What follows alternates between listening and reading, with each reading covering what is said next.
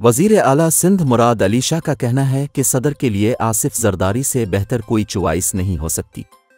Media से गुफ्तगू करते हुए वज़ीर आला सिंध मुराद अली शाह ने कहा कि आसिफ जरदारी बतौर सदर माजी में सबको साथ लेकर चले। उन्होंने पार्लियामेंट को इख्तियारात दिए, इसलिए सदर के लिए आसिफ जरदारी से बेहतर कोई चॉइस नहीं हो सकती। उन्होंने मज़ीद कहा कि सदर और वज़ीर आज़म मशावरत से चारों सूबों में गवर्नर लगाएंगे।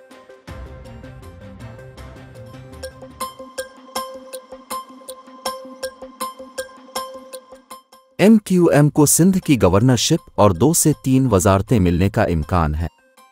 ज़राए के मुताबिक नून लीग ने काबीना के वज़ीरों की तादाद कम रखने का फ़ैसला किया है और वफाकी काबीना में वज़ीरों की तादाद 20 होने पर MQM को 2 वजारतें मिलने का इम्कान है। ज़राए का बताना है कि MQM को मेरी टाइम की वजारत मिल सकती है, लेकिन इंफॉर्मेशन टेक्नोलॉजी की वजारत मिलने का कोई इम्कान नहीं है, जबकि सिंध की गवर्नरशिप के लिए नाम पर MQM में 2 राय पाई जाती है। ज़राए के मुताबिक MQM का एक ग्रुप कामरान टीसौरी को गवर्नर देखना चाहता है और दूसरा ग्रुप खुशबख्त शुजात को गवर्नर बनाने का ख्वाहिशमंद है। ज़राए का कहना है कि MQM ने 5 वजारतों का मुतालबा किया था, लेकिन नून लीग ने MQM को 2 वजारतें देने की पेशकश की थी, जिसमें साइंस एंड टेक्नोलॉजी और वजारत हज की पेशकश की गई। ताहम MQM ने दोनों वजारतें लेने से इनकार कर दिया था।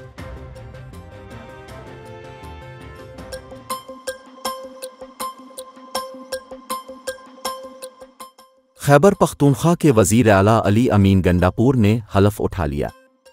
वज़ीर आला के पी की तकरीब हल्फ बर्दारी में कारकुनों की जानिब से धाकम पेल की गई।